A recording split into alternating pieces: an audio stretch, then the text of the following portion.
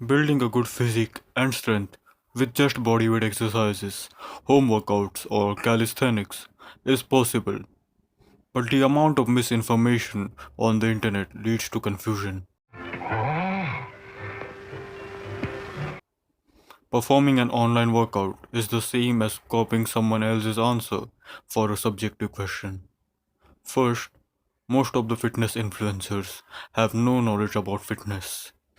But more importantly, most of the online workouts are very rigid and do not allow modification to suit individual needs. The reason such workout videos are made is that they bring in a lot of views. To prove the point, the workout videos on Brownie Fitness have more views than the videos which are giving valuable information. This video will give you all the necessary information about workout programming for beginners so that you can create your own workout and you won't have to rely on any random online workouts. A few things are needed to be made clear and understood very well. Number 1. The results you will get depend upon your genetics, lifestyle, and effort. For example, in a school, every student gets different marks, even though they are all taught by the same teacher. This is cause everyone is different genetically. Everyone puts in different amount of effort into study, and many more factors. The same applies to fitness. Point number 2. You will see significant strength gains in the first few weeks of training, but that will be due to neural improvements and not hypertrophy. Neural improvements mean that you can learn to use your muscles in a better way. You are able to recruit more muscle fibers while training. This is why short 1 week or 2 week muscle gain workouts available on YouTube, like increase arm by an inch, get abs, etc., are crap. You have to train consistently for a longer period to see muscle gains. Point number 3. This video is on workout programming for strength, hypertrophy, which means muscle building, a little endurance, and getting better at calisthenics as a beginner. It won't look at sport specific training or cardio.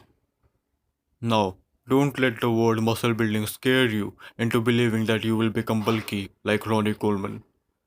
Especially women get misled by such things, but that won't happen.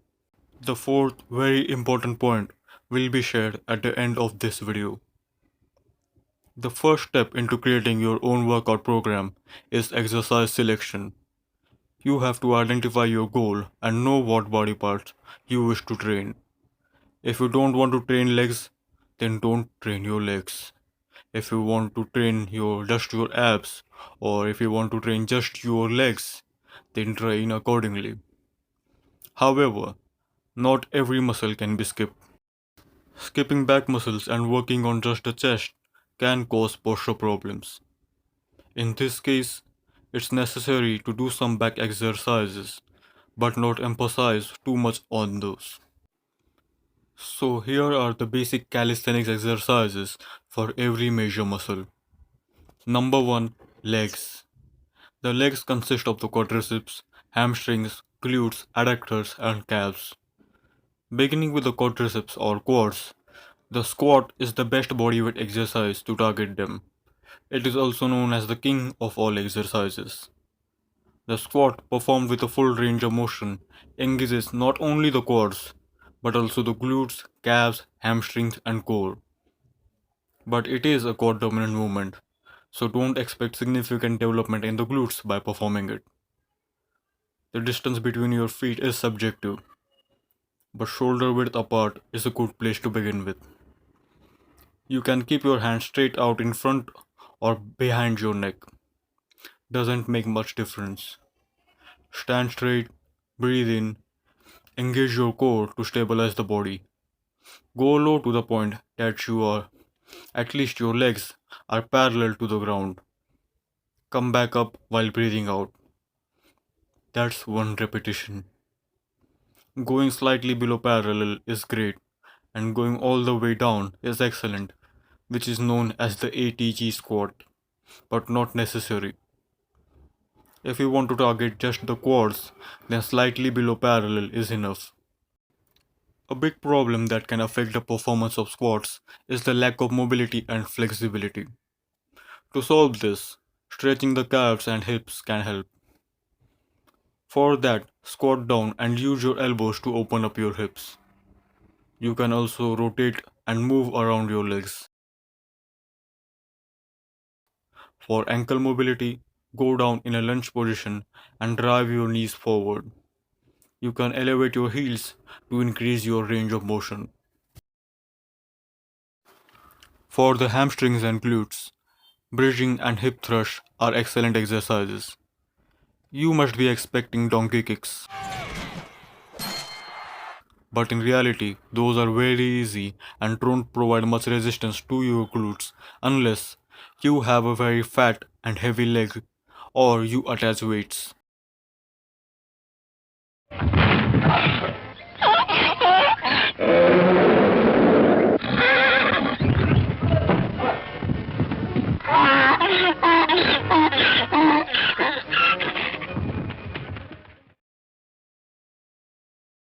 To perform the glute bridge, lie down on your back. Bring your feet closer to your glutes. Push them in the ground and raise your body and then go back down. To make the exercise harder, you can increase the distance between your hips and feet or perform it on a single leg. To perform hip thrust, find the elevated surface like a table or a pipe and rest your shoulders on that.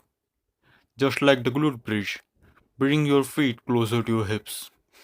Push down on the ground to raise your body and go back down. If you don't have an elevated surface, then you can use your hands for support, but that will require basic arm strength. The lunge is also a good exercise for developing the quads and glutes. For calves, calf raises are great exercises. Just stand straight, raise your body to get on your toes, or to be specific, the ball of your feet, and then go back down. It's very similar to the way you tiptoe to be sneaky, but this time you have to be aware that you are working your calf muscles. Performing these on a single leg will make the exercise harder, obviously. Let's now go up to the chest and shoulders, the most popular calisthenic exercise. The push-up is the best exercise to target the chest and shoulders. There is a detailed video on Brownie King Fitness about how to do push-ups, but the points will be repeated here. While performing the push-ups, your hand should be placed near your chest, below your shoulders. Your core and legs should be engaged so that your lower body doesn't sag down. For most world records and competitions, going down till your upper arms are parallel to the ground or till the angle at your elbows is 90 degrees is considered enough. But using the full range of motion is better for hypertrophy. How wide should your hands be depend upon individual shoulder width and arm length. If the angle at your elbows is 90 degrees, then it is normal. If it is more than that, then it is wide. If it is less, then it is narrow. A narrow grip will target the triceps. Pike push-ups will target the shoulders. But you should be able to do normal push-ups comfortably to perform pike push-ups. But not everyone can do a single push-up. That is why incline push-up or knee push-up are easier variations that can be performed. During an incline push-up, your feet help to support the body, and that's why it's easier to perform. You can change the angle of the incline to make the exercise easier or harder. You can make the angle shorter and shorter to finally get down and do normal push-ups. For the knee push-ups, your knees are used to support the body, and this makes the exercise easier. Let's now move on to the back. Rows, pull-ups, and chin-ups target the back muscles. Some rowing, some pull-ups. For performing the rows, grab onto a horizontal or a parallel bar or a table. Here also, the angle of incline can be changed to make the exercise easier or harder. Rows are the opposite of incline push-ups. The form is a bit similar, but here you are pulling your body towards the bar. Rows will strengthen your back muscles, traps, rear delts, and are a great progression towards the pull up. If you don't have such bars, then there's a video on Brownicking Fitness about 10 bodyweight only exercises for the back muscles which will help you. If you have a pull up bar, then watch Fit Lab's video on pull ups. It explains in detail the proper form, technique, and all progressions for performing the pull up. All videos are linked in the description. Watch them after you finish this video. Next up is the core, which includes the abs, obliques, lower back. For abs, exercises like crunches, sit ups, reverse crunch will work well. Leg raise is an easier exercise if crunches are difficult due to the lack of mobility. You can move your legs in various directions and it will be a new exercise.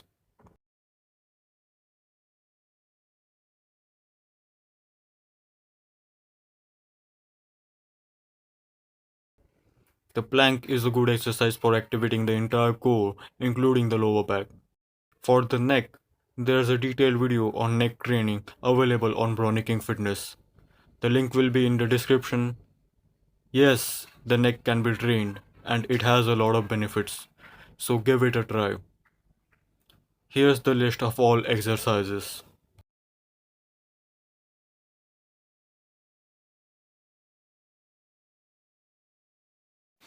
At this point, you must be wondering, where are arms, the guns, biceps and triceps? Exercises like pull-ups, chin-ups, rolls, push-ups will target the biceps and triceps. Some rowing, some pull-ups. Isolation work is not necessary for most beginners and can be incorporated as you progress. Also, isolation exercises like skull crushers will require you to develop a basic strength level. The arms don't create a big difference in your physique. It's the major muscles mentioned earlier that contribute to aesthetics. You can still do isolation exercises if you want to. For forearms, you can perform wrist curls with a parallel bar. There's a video about forearm exercises on Brownicking Fitness.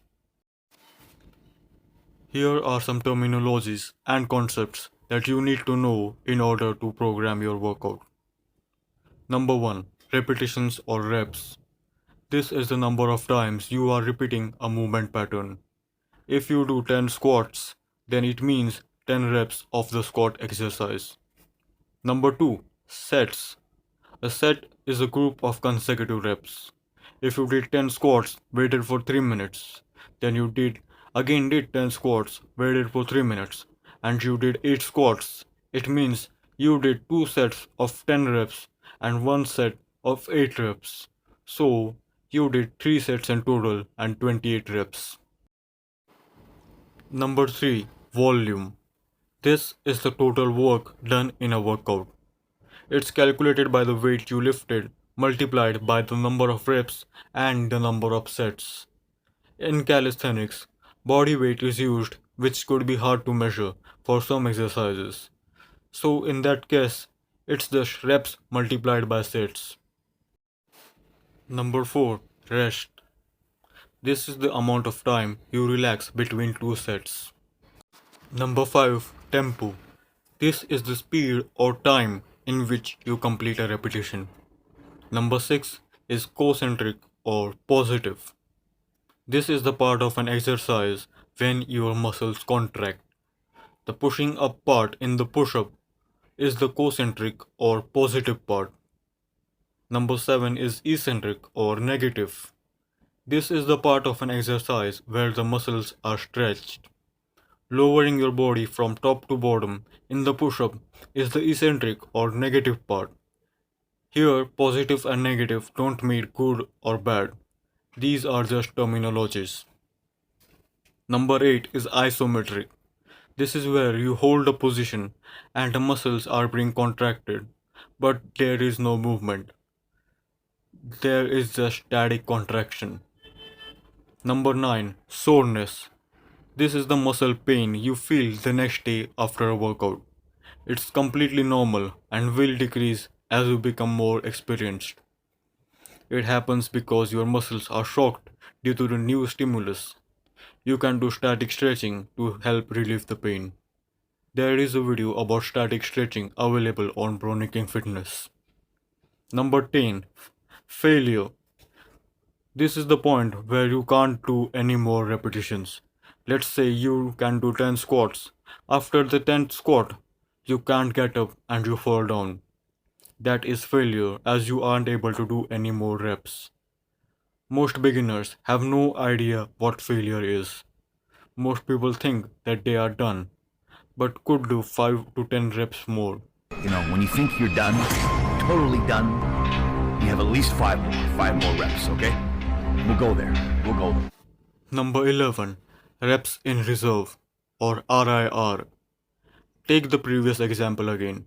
10 squat is the failure point for you. This time, you just do 8 squats. You can still do 2 more reps, but you don't and stop at the 8th rep. This means you have 2 reps in reserve. 0 reps in reserve mean you have achieved failure and can't do any more.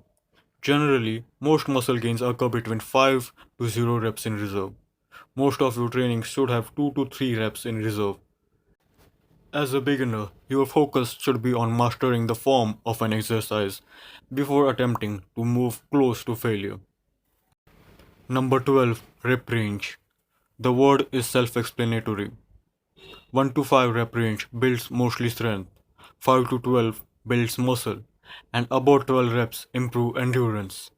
This means if you are doing heavy exercise variations in which you can do no more than 1 to 5 reps, then that will build strength.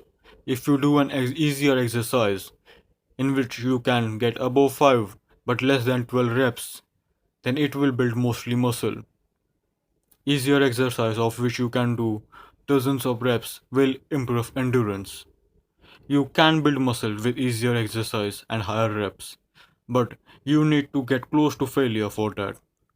Heavy exercise with 1 to 5 rep range can build muscle, but the problem is that it is more of mental strength. You start to lose out on mind muscle connection and it becomes very fatiguing. That's why 8 to 12 reps are considered best for building muscle. However, don't take this rep range thing too seriously as a beginner. Just keep in mind as it will help later. Number 13. Mind-muscle connection. This is the awareness of the muscle you are using. You need to feel the muscles being worked. You need to feel the muscles being contracted. I feel the best right here in this area, okay? There are two types of muscle fibers. Type 1 muscle fiber that are endurance dominated and are used for easy but long duration activities like running marathons.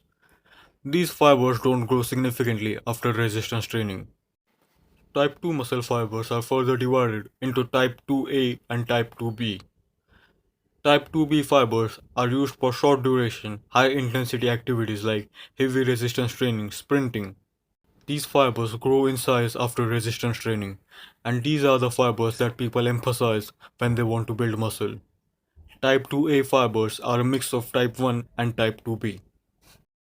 Number 15. Progressive overload. This means progressively overloading the muscles every workout session, doing something better every workout. This is how muscles grow. Number 16 is recovery. This is your muscles recovering from training.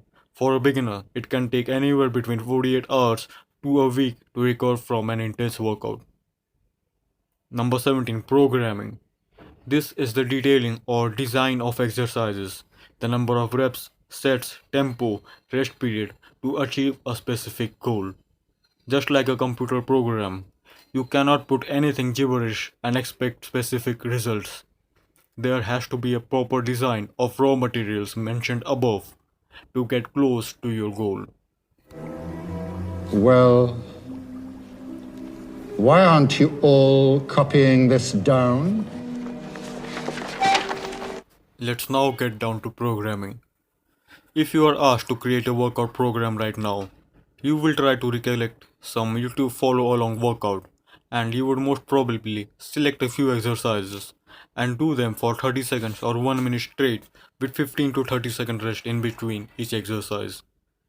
This is very popular on YouTube.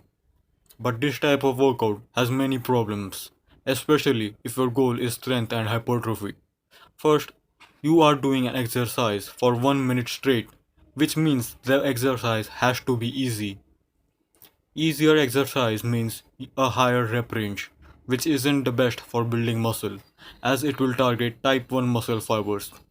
Now, if the exercise is hard, it wouldn't be possible to train at such low rest periods. For example, you can go to a powerlifter and ask him to deadlift the maximum amount of weight possible. Let's say he deadlifts 700 pounds.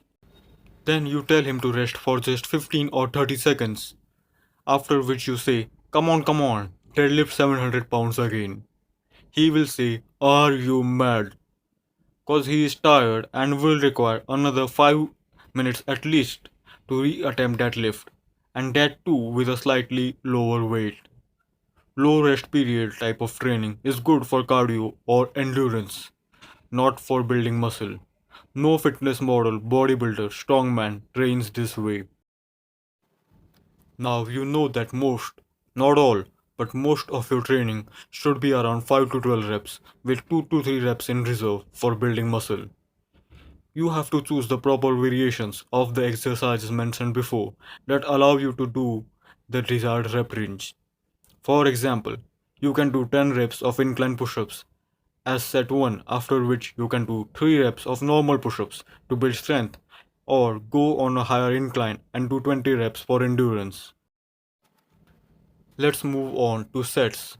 As a beginner, even one set to failure, 0 reps in reserve, will build muscle and make you sore for a few days.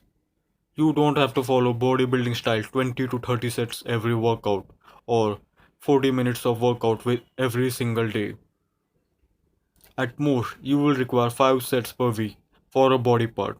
On average, 3 sets per muscle are enough.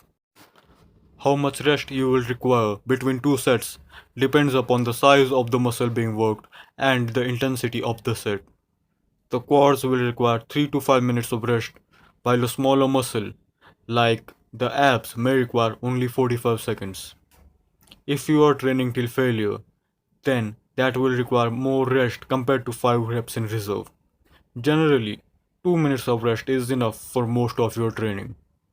For tempo, you can go for 2 seconds for the concentric part, 1 second hold, then 2 seconds of eccentric, and 1 second hold. This can be changed as you can experiment with slow reps or explosive reps. Time for a recap. 1 to 5 sets per week for each body part with your desired rep range, 0 to 5 reps in reserve, around 2 minutes of rest in between, depending on the exercise, and tempo of around 6 seconds total. This is not rigid and you can change according to your workout. If you feel too sore that it demotivates you to work out, then feel free to reduce the volume. It's better not to train the sore muscle and wait for it to recover. You can train other muscles that aren't sore on that day.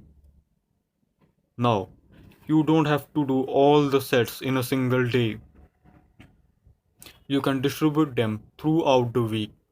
If you have the entire week free, then you can train each body part on a separate day.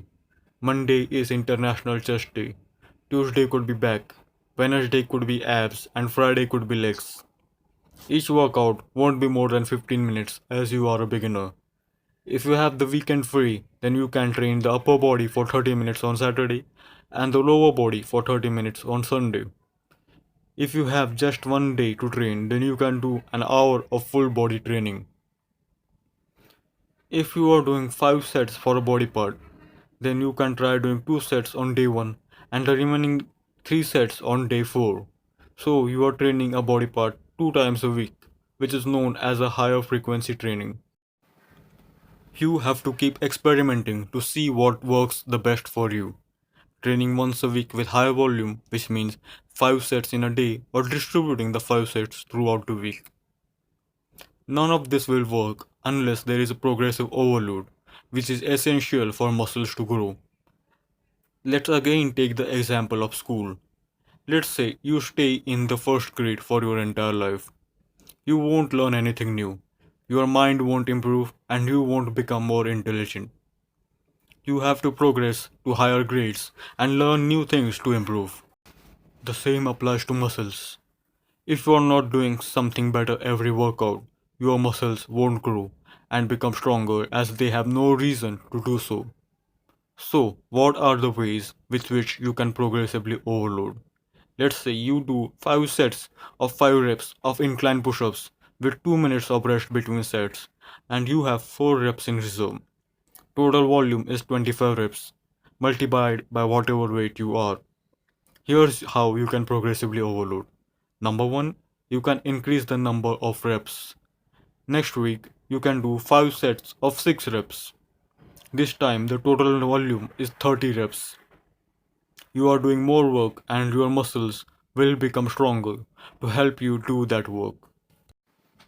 Number 2, you can increase the number of sets. This time, instead of increasing the reps to 6, you did an extra 6 set of 5 reps. Here again, the total volume is 30 repetitions. Number 3, you can do a harder variation. You reduce the angle of the incline and do the same 5 sets of 5 reps. As the angle of incline is less, the exercise becomes harder, causing muscles to get stronger. These three should be your primary ways of overloading. These will significantly improve your strength and hypertrophy. These ways are comparable to advancing to further grades in school. The next three methods will be useful as you advance further into training. So, number 4, you can reduce the rest period. You do the same reps, same sets, and same variation, but with just 90 seconds of rest between sets. Your muscles now have to produce the same results with lower rest period. Number 5, you change the tempo. The same workout, but you do it much slower. It's the same reps and sets, but the workout will be longer and muscles will be under tension for much longer. This is something known as time under tension. You can also go faster for a more explosive workout. Number 6, you change nothing. You do the same workout but improve its quality. This time the workout will feel easier, so try to feel the muscles and improve your form. Maybe last time you were shaking while doing the 5 push-ups, but this time you are in control of the movements. Now that is progression. These three ways are like instead of moving on to the fourth grade, you stay in the third grade and improve your score in that grade. The problem with that is that you aren't increasing the resistance, that is reps, sets or exercise variation. These ways are effective, but you can't just solely rely on them. You can stay in the same grade and improve your grade, maybe get 100%. But at some point, you have to progress to further grades to improve, to continue getting better. In fitness, there is no time limit like school. You are free to decide if you want to master the current grade or move on to the next one. It is not compulsory to follow just one way.